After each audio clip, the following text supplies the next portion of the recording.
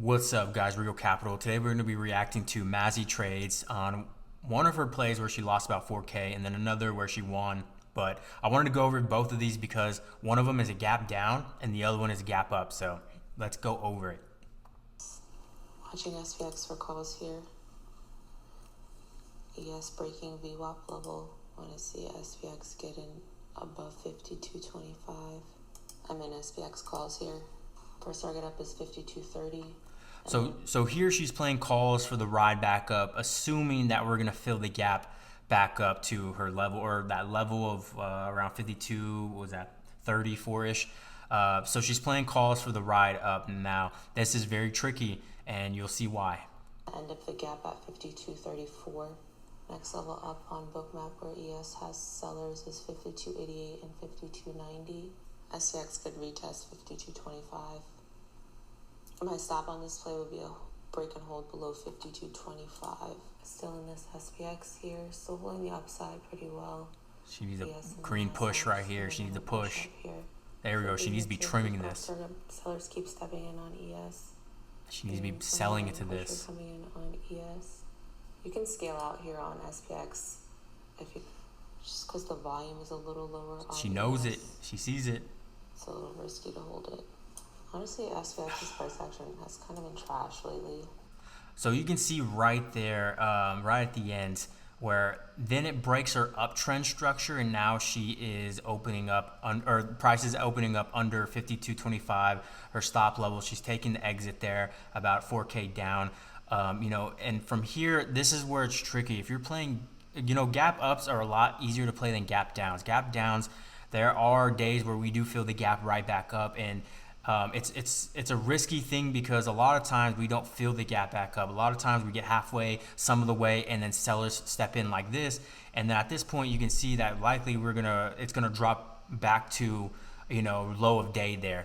So that's why you want to be super careful and be a little bit more skittish with taking money on the way up. And she was being greedy there, so she did not do that. And of course, you need to have your stops above buy. You need to have bracket orders. You need to have limit sells. You need to be kind of moving in that direction and actively kind of managing the trade in a setup like this. So that was a gap down and how she lost on that. Next, we are watching the gap up and how she played that.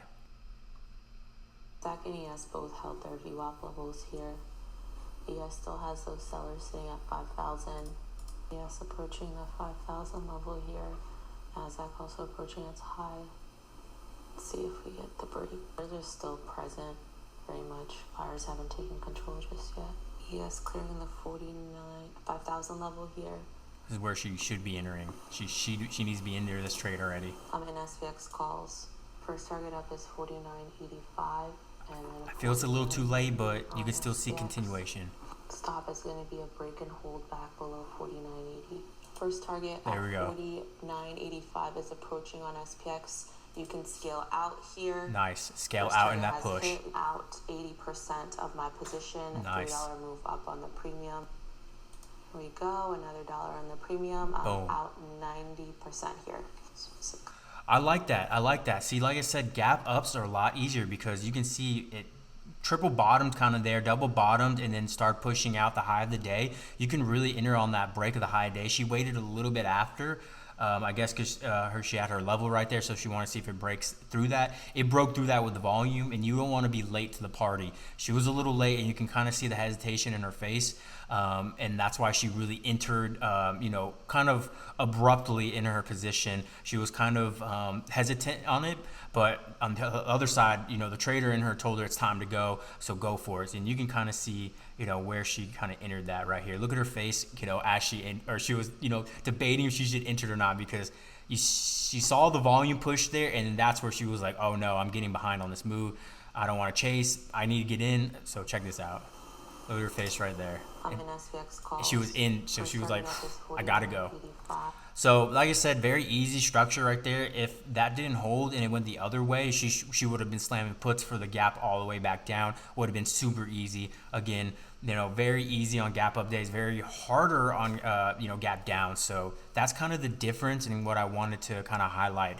A lot of people don't know what gap ups or gap downs. SpyX gaps every single day because the market moves after hours and SpyX does not. So there's always that difference every morning. And so she looks like she plays that. And it's even crazier, but she's trading on the 2 minute, which is insane on SpyX.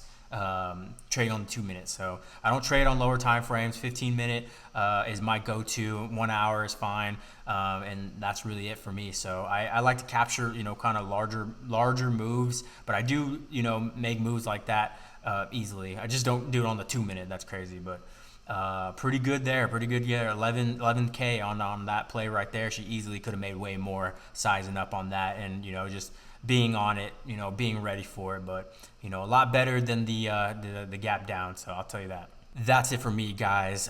There you go. Gap ups and gap downs. They're fun to play if you're on the right side of it. But follow me on Twitter or X, Rico Capital. Get in tune with the team. If you want my live trades and things like that, WAP.com/Rico Capital. But that's it for me. I am out.